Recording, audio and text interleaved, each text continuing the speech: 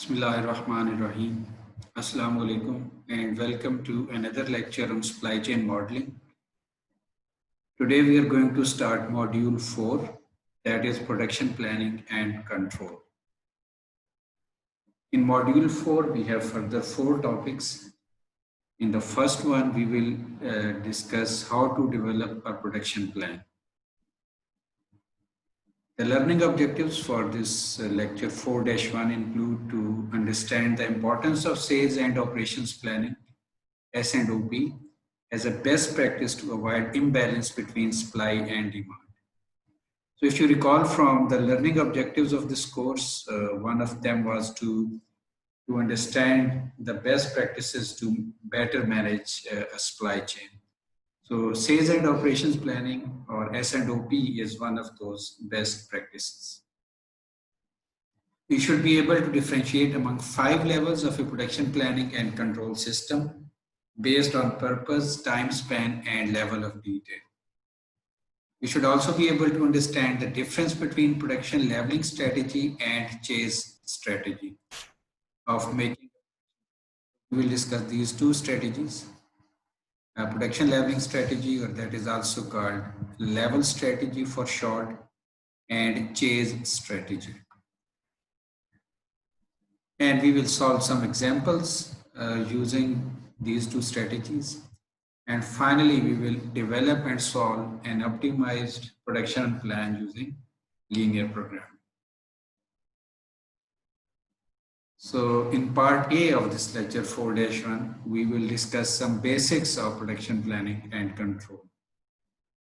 So if you recall from the first module, we discussed 4 levels of strategy in any supply chain.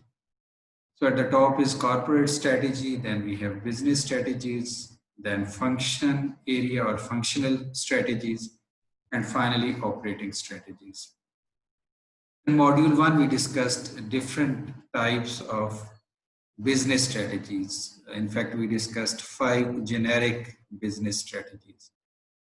So a business strategy is for a business unit. Now, within each business, there are different functions. For example, there is a marketing function, there is a finance function, there is a production, there is HR, so there are different functions.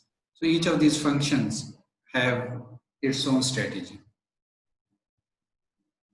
So in this lecture, we will focus on the production function, and we will discuss 2 strategies to develop a production plan. So we are here in this lecture, and we will specifically focus on the production function. So the process, the best practice to develop a production plan is called S&OP, or sales and operations planning. It's a key manufacturing planning and control process where executive level management meets on a monthly basis and reviews projections for demand and supply, resulting financial impact. So that is a very concise definition of S&OP. So first, executive level activity, and basically, in a sense, this is a series of meetings that are performed every month. And ultimate goal of S&OP is to balance demand and supply and the financial implications of the plan that is being made. So it's a decision-making process that makes certain that tactical plans or the functional plans in every area of the business are in alignment with the overall view of the company's business. So S&OP balances supply and demand. So demand includes actual orders or actual bookings, as well as the forecasts. So actual orders or bookings, and these could be the demand forecasts. The supply could be inventory from the previous periods. It could be in the supply orders, the items that you're purchasing from your suppliers. And of course, it could be the resources that you have, machines, equipment, space, and the related capacity of these resources. So S&OP actually balances these two. So the supply should be sufficient to meet the demand, or demand should be according to the supply. And we will see that this is an iterative process to ultimately balance these two, that is the demand and supply. So there are different inputs to sales and operations planning. One very important input is the strategic plan of the business. Another is the marketing plan, where the information related to demand is coming. Then there is another important input, that is the resource planning. Actually, this tells us about the availability of resources. So this is related to the supply function. Then, of course, whatever plan we are making, we may require resources, and we do need to estimate the financial implications. So financial planning is also involved. And finally, the demand management, which tells us about the previous forecasts and the projections for the future demand. One very important point to be considered here is that S&OP deals with the volume. So for example, the tons of a product that we are going to make for the next month, it could be demand it could be the plan in aggregate units, like so many hundreds or thousands of the products. So S&OP actually deals with aggregate demand, or aggregate plan, or the plan in terms of volume for family of products. So there is an S&OP for each family of the products in a business unit. So ultimate output actually of this process is two things: the sales plan and the operations plan. And this S&OP, the output of this S&OP, this sales plan and operations plan, actually runs the master production schedule. So that deals with the mix of the products. So we talked about the volume in S&OP process. So here we are more specific about individual products, in what quantity they are to be made and when they are to be made. So this is more detailed. The MPS is more detailed as compared to S&OP. And whenever we make a plan, we check its feasibility. So the MPS is checked for its feasibility using a process that is called rough cut capacity planning. So we will discuss MPS in the next lecture. So because S&OP focuses on integrating all core areas of business, so business leaders can quickly see if the business is executing according to plan or needs a course correction. So again, it is done on monthly basis. This is an executive level activity, and executives have ample time to adjust these strategies to take advantage of changing conditions in the market. So S&OP deals with the interaction of four fundamental concepts. They are demand, supply, volume, and mix. So first, demand and supply.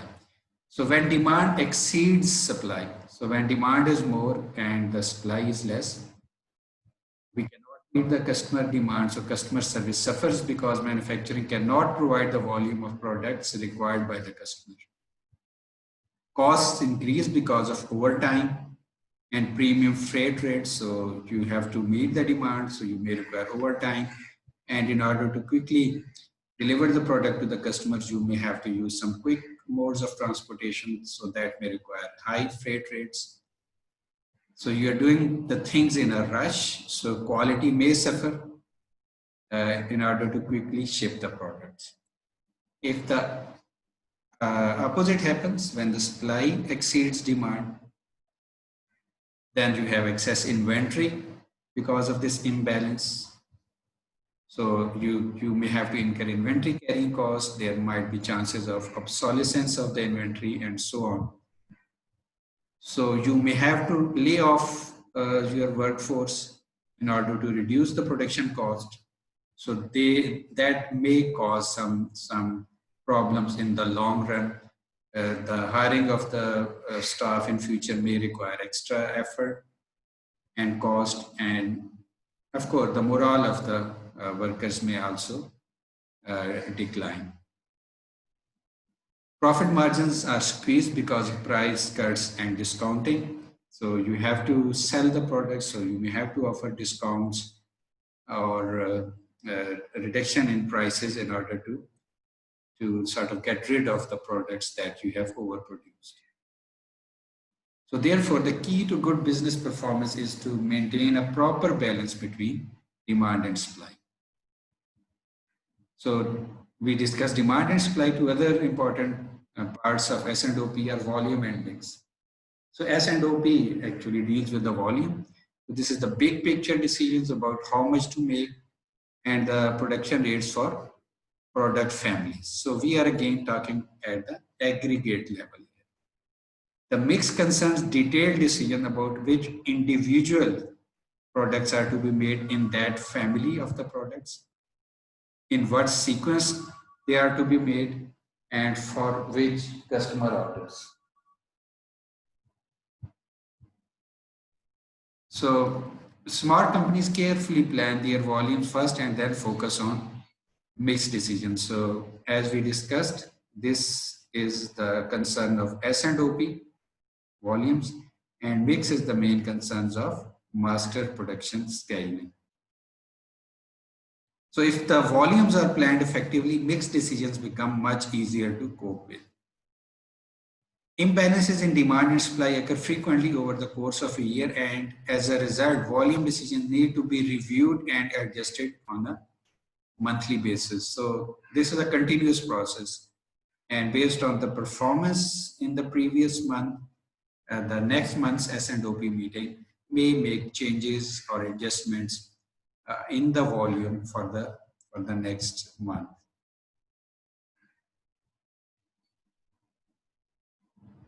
So we have to balance demand and supply at the volume level. So that is the main goal of S&OP. So volume concerns the rates of overall sales,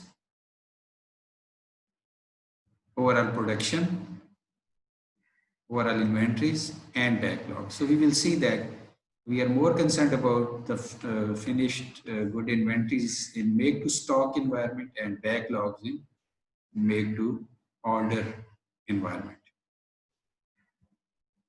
So again, once we have planned the volume correctly, it's much easier to plan for the mix. So what if an organization doesn't use S&OP process? Job will still be get done, production will still be done, but it will be done at a price. It could have some consequences. So what could be those consequences? So the price becomes organizational slack. So it could result in extra inventories, poor customer service, excess capacity, long lead times, panic operations, and poor response to new opportunities. So in some cases, you might be producing more than required and sometimes less than required. So ultimately, you might be losing orders, you might be losing customers, you might be piling too much inventory. So different negative consequences can take place. So this was a brief introduction to S&OP.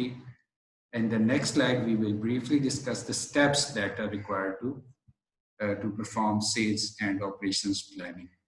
Thank you very much.